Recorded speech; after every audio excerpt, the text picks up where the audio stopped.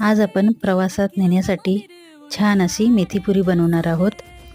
खूपच छान 8 ते 10 दिवस तरी टिकतात। तर चला बघूया।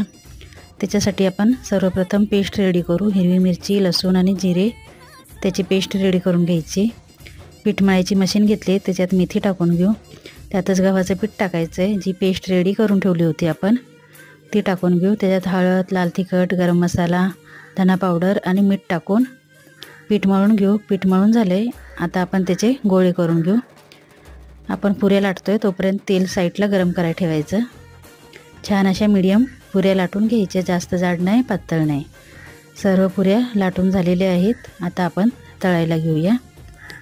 तर छान खरपूस तळून घ्यायच्या। या पुऱ्या तुम्ही प्रवासात 8 ते 10 दिवस सुद्धा खाऊ शकता। त्याच्यासोबत थोडंसं लोणचं किंवा चहा बरोबर घेतल्यात तरी चालतात। खूपच छान अशा आपल्या मेथीपुरी